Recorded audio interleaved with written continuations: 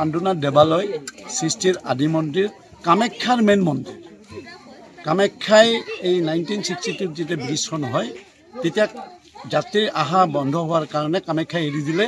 আৰু এই মন্দিৰটো পৰিচালনা কৰিছিল বগলা দেৱালয়ৰ সেৱায়িকাসকলে এতিয়া বহু হাজাৰ বছৰ আগত এইটো আমাৰ দেউতাহঁতেও নাজানে দেউতাহঁতে কৈছে আমাক দেউতাহঁতে কৈছে বুলি তাৰমানে মহামাৰী হৈছিল মহামাৰী মানে বসন্ত হৈয়ে পৰিছিল আৰু মৰিছিল তেতিয়া আমাৰ সেই পাণ্ডুনাথ দেৱালয়ত যিজন ব্ৰাহ্মণ তেখেতক সপোনত দেখালে অলৌকিকতাৰে যে আপোনালোকে যদি এই নীতি নিয়মৰ মাজৰে এই কীৰ্তন ধৰে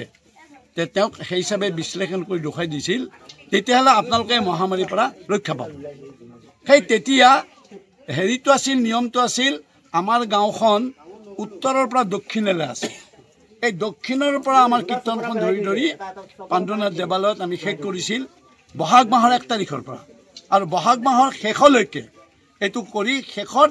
সেই মন্দিৰৰ পৰা বিসৰ্জন দিছিল বাহিৰত আমাৰ যিটো হেৰি ফেৰীঘাট আছে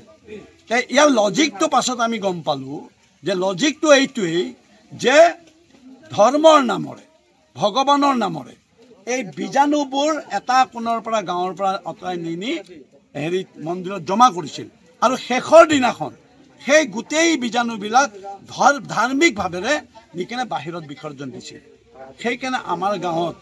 বহুতো পুণ্য কাম আছিল আমাৰ জুই লগা নাছিল বহু বছৰ গতিকে সেই ধৰ্ম পৰম্পৰাটো আমাৰ এতিয়া চলি আছে আপোনালোকে আচৰিত হ'ব আমি যদি এই মুকুট হেৰি মেধিৰ দ্বাৰা আমি যদি যিটো ৰাতিপুৱা যিটো তাণ্ডৱ এটা নৃত্য হয় এইটো আমাৰ কৃষ্ণই এইটো খুব ভালকৈ কীৰ্তন গায় সেইটো যদি আপুনি দেখে আপোনাৰ নোম শিয়ৰি যাব আপোনাৰ আধ্যাত্মিকতা আপুনি জাগ্ৰত হৈ যাব গতিকে সেই নৃত্যটো কিন্তু বহুতে দেখা নাই যিসকলে দেখিছে সেইসকলে আচৰিত হ'বলৈ বাধ্য হৈ যায় আৰু তাৰ হেৰি আছে আধ্যাত্মিকতা আছে মাহাত্য আছে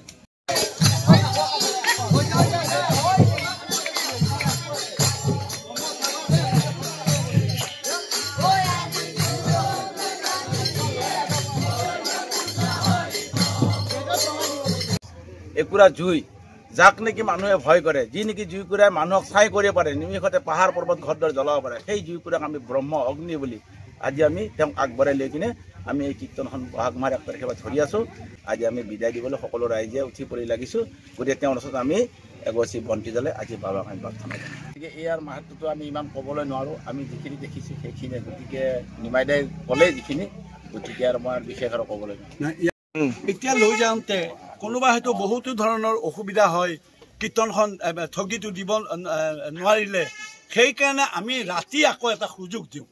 যে কোনোবাই যদি ঠগি দিয়া নাই আমি বঞ্চিত আমি কাকো নকৰোঁ এই ঠগিখন দিবৰ কাৰণে আৰু এটা কথা কি এই কীৰ্তনত ঠগিটো দিয়া এটা সৌভাগ্যৰ কথা যদিও এতিয়া বহুতে বিভিন্ন ধৰণৰ মতামত দাঙি ধৰে কিন্তু এই ৰাতি যেতিয়া আমাৰ কীৰ্তনখন আহে তাৰ মাহাত্ম্যটো হ'ল এইটো যে ঠগি যদি কোনোবাই দিয়া নাই তেতিয়া চাব মাজনিশাও বহুতে ঠগিখন দিয়ে সেই মাহাত্ম্যটো সেইটোৱেই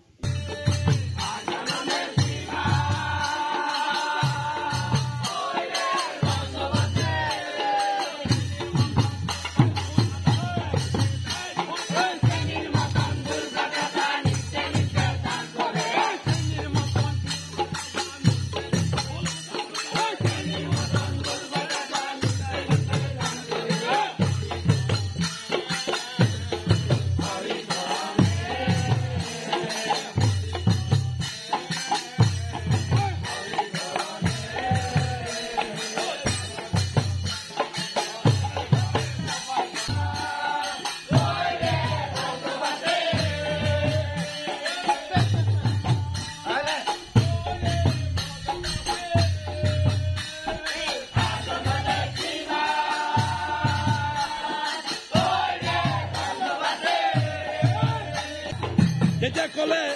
যে আমাৰ এই পাণ্ডুনাথ গাঁওখন এইখন পাণ্ডুনাথ গাঁও আৰু এই পাণ্ডু নামটো এই বিষ্ণুৰ সহস্ৰ নামৰ এক নাম হ'ল পাণ্ডুনাথ আৰু পাণ্ডুনাথৰ পৰা আমাৰ গাঁওখন হ'ল পাণ্ডুনাথ গাঁও এইটো কামাখ্যাৰ লগতে কামাখ্যাৰ পশ্চিম প্ৰান্তত অৱস্থিত তেতিয়া গোটেই ৰাইজক সেই সময়ৰ ৰাইজক মাতি বুজালে যে আপোনালোকে আপোনালোকৰ গাঁওখন উত্তৰৰ পৰা দক্ষিণলৈ এই দক্ষিণৰ পৰা আপোনালোকে কীৰ্তন ধৰি আহিব লাগিব আৰু ধৰি গোটেই বহাগ মাহৰ 1 তাৰিখৰ পৰা কীৰ্তন ধৰি আপোনালোকে গোটেই বহাগ মাহ ধৰি জেঠৰ আৰম্ভণিতে এই কীৰ্তনখন বিসৰ্জন দি আপোনালোকে বাহিৰলৈ এতিয়া আমি নদীৰ পৰা আমি গাঁৱৰ পৰা আমাৰ নিজৰ মন্দিৰৰ পৰা গাঁৱৰ পৰা আমি বাহিৰলৈ যিটো পুৰণা অল্ড ষ্টেচন আছিল য'ত পুৰণা আমিনগাঁও পাণ্ডুৰ আছিল আমি তালৈ এতিয়া যাম তাৰমানে লজিকটো এইটো আছিল যে ধৰ্মৰে ভক্তি ভাৱৰে আমাৰ গাঁৱৰ ভিতৰত যি বেয়া বীজাণু আছিল যি বেয়া চিন্তাধাৰা আছিল এই চিন্তাধাৰা বা বেয়া যে বীজাণুবোৰ 1 তাৰিখৰ পৰা বহাগৰ শেষলৈকে আনি গাঁৱৰ পৰা আনি মন্দিৰত এইটো জমা কৰিছিল আৰু